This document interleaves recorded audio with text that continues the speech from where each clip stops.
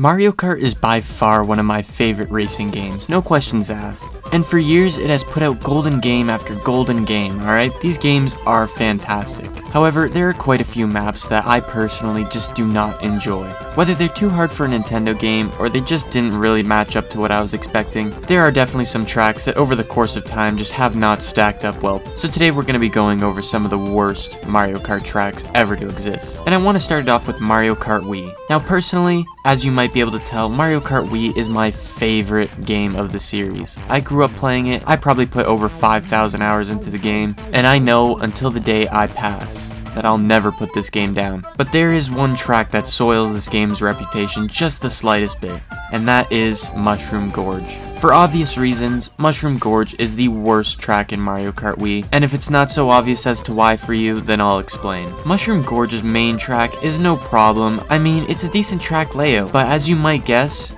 the main issue this course has is the mushroom section. And specifically, there are two main mushroom sections. The first one you come across is this 3 mushroom part right here, and the secondary one consists of all these different paths of mushrooms. Now the thing that sucks about this track is if you're getting a really bad pull with items, or you're just getting hit by everyone else's shit, then you can get a clip like this going on.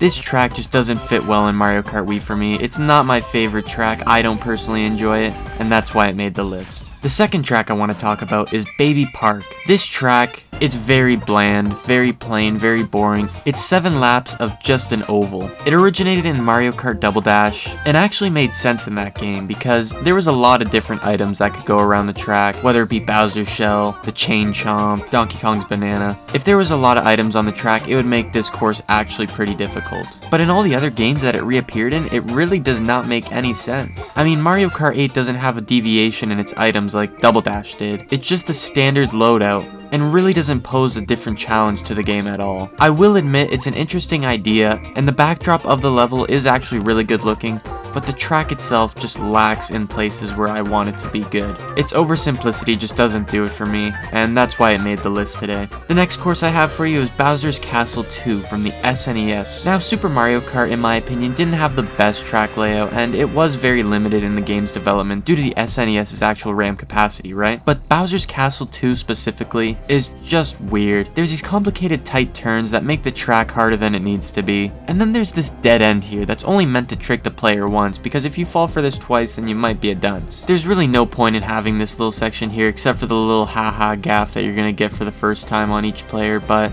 I don't know, this track just doesn't do it for me. There are some decent tracks in the game, I won't lie, but Bowser's Castle 2 is definitely not one of them. Up next I have Yoshi's Valley for the N64. And before I go any further, I do want to say, some people really love this map. Some people think it's a really interesting idea for a track. I, however, don't think so, and I think the general consensus would agree with me.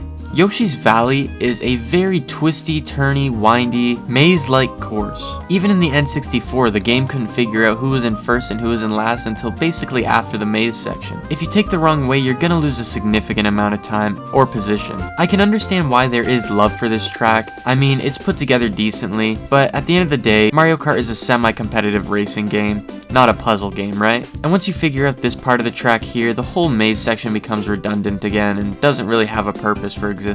Most of the track you won't even drive through in a race, and it just seems like a waste of space for me. But I do respect people who like it, because at the end of the day, it's not the worst track on the list. But if I had to choose one of the worst maps, I think it would be Mushroom City for Double Dash. Now, Mushroom City is very reminiscent to Mushroom Bridge, except the track layout just isn't as good as Mushroom Bridge. I think Mushroom Bridge had a good disbursement of the cars and wasn't too hard. There was a good amount of shortcuts that made it interesting, and it really captured the city feel of the Mushroom Kingdom, right? It did it well enough that it didn't need a sequel.